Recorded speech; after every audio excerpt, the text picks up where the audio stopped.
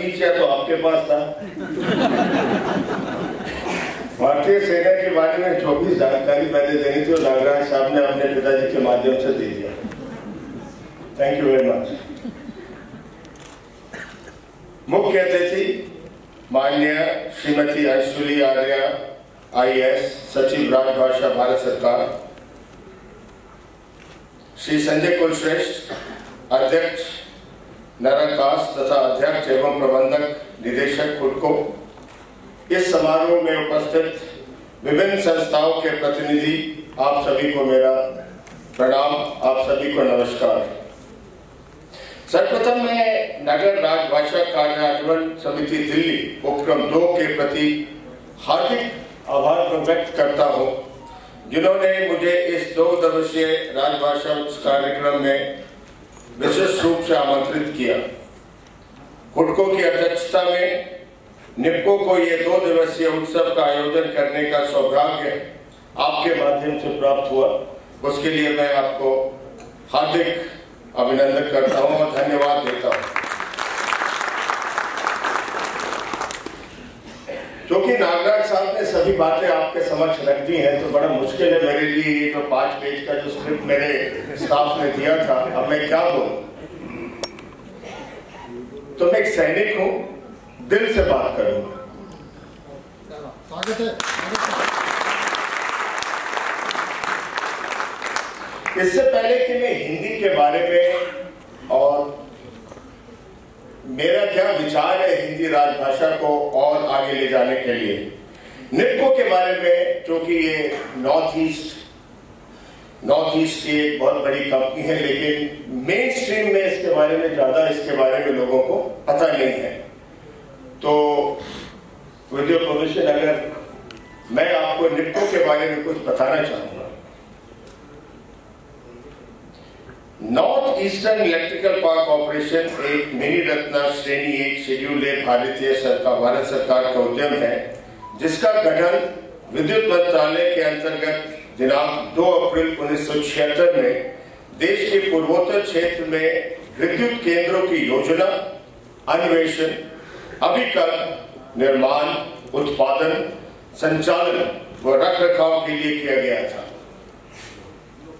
इसकी परियोजनाएं पूर्वोत्तर के विभिन्न राज्यों में फैली हुई हैं।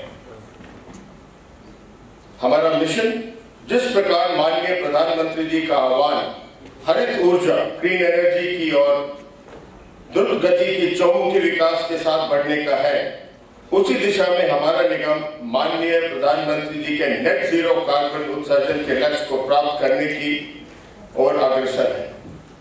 निप्को पूर्वोत्तर क्षेत्र में विद्युत उत्पादन के साथ साथ पर्यावरण के प्रति पूर्ण रूप से जागरूक है।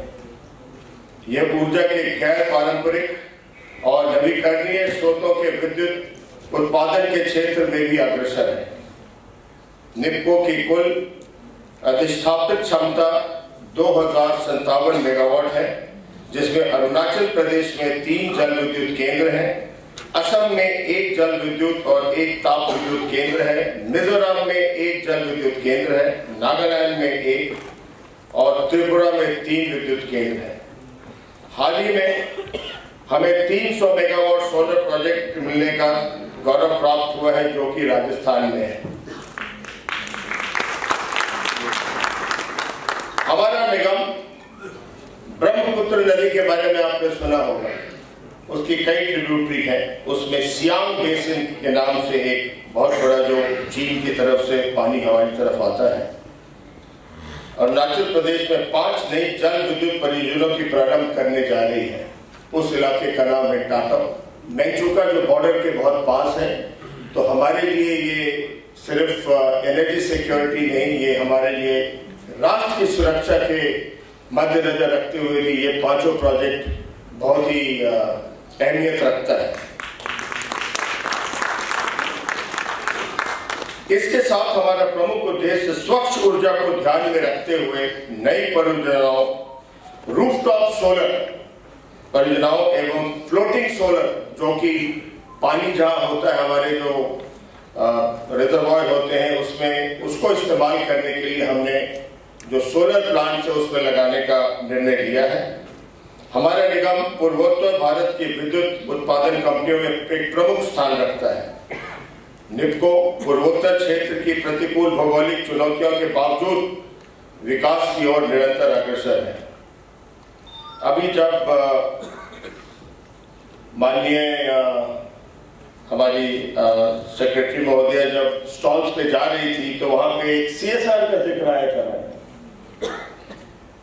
कॉर्पोरेट कार्य मंत्रालय भारत सरकार ने मेघालय के आकांक्षी जिले रिभोई में निप्को को CSR के क्षेत्र में विशिष्ट योगदान के लिए प्रतिष्ठित राष्ट्रीय CSR पुरस्कार 2020 का विजेता घोषित किया है।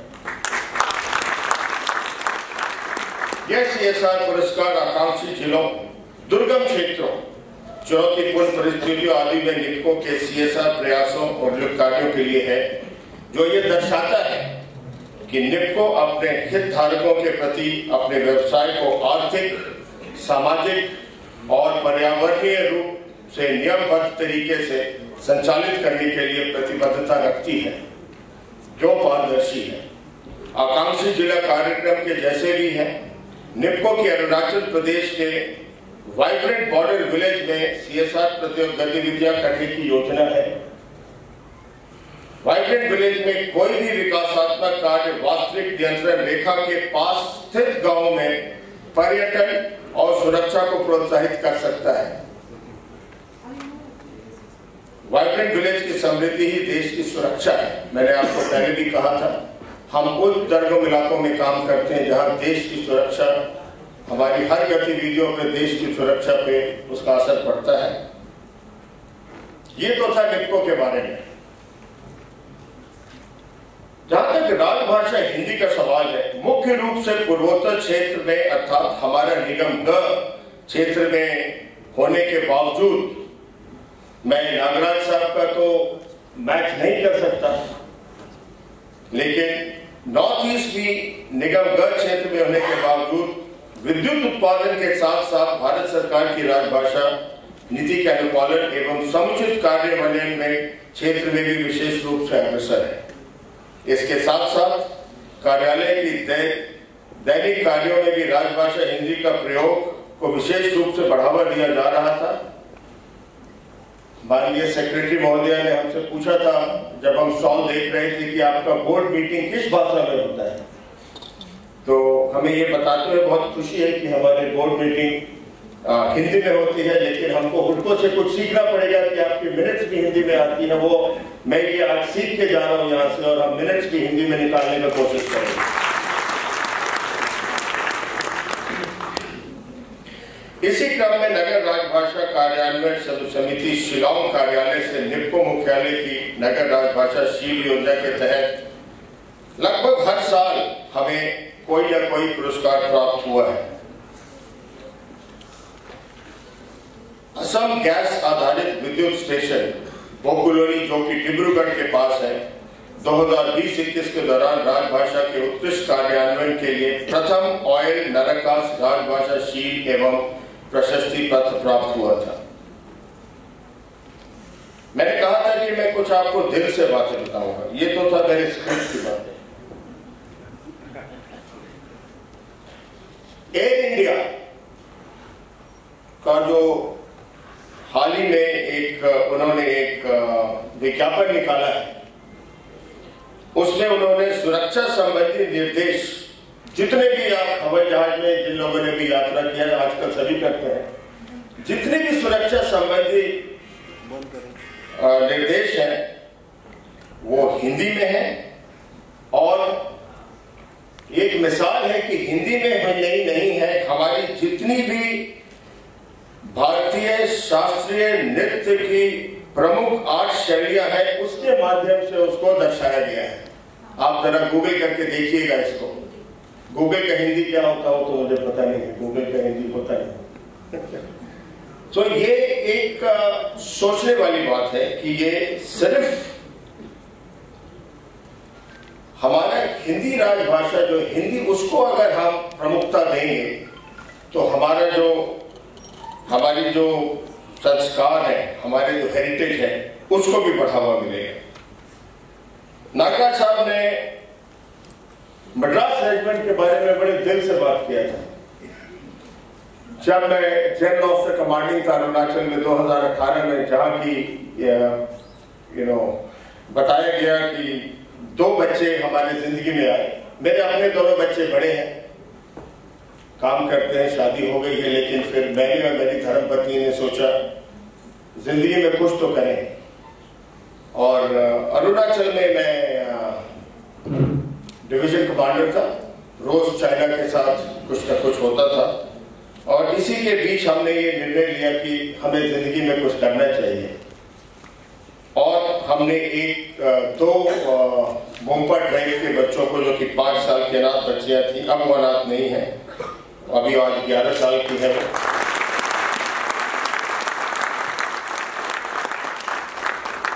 और आप पूछेंगे कि जज साहब इसका हिंदी से क्या ताल्लुकात है? ये तो आप अपने बारे में बता रहे हैं। नहीं, इसका हिंदी से बहुत बड़ा ताल्लुकात है, क्योंकि जब मैं अरुणाचल गया मुझे लगता था कि ये बॉर्डर विलेज है, बॉर्डर स्टेट है। मैं बिहार का रहने वाला हूं, मेरी हिंदी तो बहुत अच्छी है, हिंदी हम हमेशा बात करते हैं। यहाँ तो बड़ा मुश्किल होगा, हमें शायद अंग्रेजी का सहारा लेना पड़ेगा या लोकल कुछ ट्राइबल डायलेक्ट्स का सहारा लेना पड़ेगा। मुझे आपको ये बताते हुए खुशी होती है कि अरुणाचल, आप में से कोई गया है अरुणाचल? हाँ, वहां जो मेन भाषा है, मेन, वो हिंदी है। और इसका कारण, मेन भाषा मुझे भी मेरे अपने दोनों बच्चियों के तहत पता चला मैडम कि एक ट्राइब दूसरे ट्राइब से बात करने के लिए हिंदी भाषा का इस्तेमाल करता है। अरुणाचल में 100 मेजर ट्राइब हैं। नहीं, मैंने फिगर गलत बता दिया आपको। 26 मेजर ट्राइब है और 100 सब ट्राइब है। एक ट्राइब दूसरे ट्राइब से अपनी भाषा में बात नहीं कर सकता है। तो ये हमारी हिंदी राजभाषा का एक यूनिक मिसाल है। ये एक स्टेट जो कि नॉर्थ ईस्ट का है, जिसको कि नेफा बोलते थे पहले, जिसकी डेवलपमेंट बहुत कम है, उसके बावजूद हिंदी राजभाषा के ऊपर इतनी जोर है, क्योंकि एक वो नेसेसिटी हो गई। और तब मुझे पता चला कि हिंदी के ऊपर अगर हम, जैसे कि नागराज साहब ने बोला, अगर हिंदी के ऊपर हम अपना प्रयास करें ऐसे इलाकों में, साउथ इंडिया में, नॉर्थ ईस्ट इंडिया में, तो उसका जो असर होगा पूरे देश पे, वो कई ज्यादा डिस्प्रपोर्शनेट होगा। हिंदुस्तान आर्मी में आपने मद्रास रेजिमेंट का जिक्र किया, उसी के साथ पंजाब रेजिमेंट भी है, मराठा रेजिमेंट भी है और प्रकार के रेजिमेंट हैं। लेकिन एक भाषा जो भारतीय सेना में इस्तेमाल होती है वो है हिंदी। हर चीज, चाहे वो हम लड़ाई के दौरान, मुझे कारगिल की लड़ाई में मैं मेजर था और बैटल ऑफ टाइगर हिल में मुझे हिस्सा लेने का मौका मिला। उस समय जो भी हिदायतें हमने दी अपने, ये मैं कुछ दिन पहले एनपीटीआई में मैं टॉक दे रहा था, तो हिदायतें तो जी, सो दिल से हर एक चीज हिंदी में ही निकल रहा था। लेकिन यहां पे मैं एक सुझाव देना चाहूंगा। हिंदी 2 प्रकार की होती है। एक हिंदी जो सरल हिंदी होती है, एक होती है जो ज्ञानी लोग इस्तेमाल करते हैं। हम आप जो हिंदी इस्तेमाल करते हैं, खास करके इन इलाकों में जैसे कि नॉर्थ ईस्ट है और जो साउथ इंडिया है, उसमें सरल हिंदी का अगर हम इस्तेमाल करें तो राजभाषा को और ज्यादा प्रोत्साहन मिले। राजभाषा इस्तेमाल, एक एग्जाम्पल मैं अभी गूगल कर रहा था, हिंदी, मैंने ये सोचा कि ये मैं कैसे बोलूंगा। हिंदी एक यूनिफाइंग फैक्टर है देश के लिए, और एक ये मैं फौजी होने के नाते गर्व के साथ कहता हूं कि हिंदी एक यूनिफाइंग फैक्टर है। तो मैंने गूगल को ट्रांसलेट किया, अभी बैठे बैठे मैडम आप देख रहे थे, तो वो कहता है हिंदी समेकक, हमें समझ नहीं है ये समेकक क्या है। तो मैडम तब आपने बोला तो वो जो डिक्शनरी थी बाहर में देखना पड़ेगा। तो इसको अगर हम सरल हिंदी में बोले तो ज्यादा अच्छा होगा। ये हम सभी के लिए ये सोचने की बात है कि हम जिस जगह भी हैं, अगर हम सरल हिंदी का प्रयोग करेंगे तो हमारी राजभाषा को ज्यादा प्रोत्साहन मिलेगा।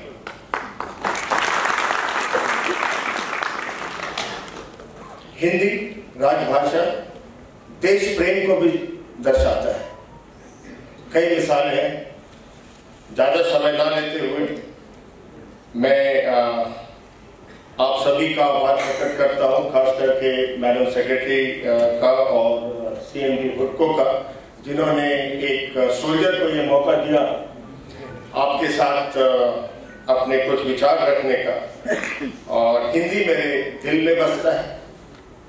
हिंदी मेरे दिल में इसलिए बसता है नहीं क्योंकि मैं बिहार का हूं, हिंदी मेरे दिल में इसलिए बसता है क्योंकि मैं एक फौजी हूं। जय हिंद।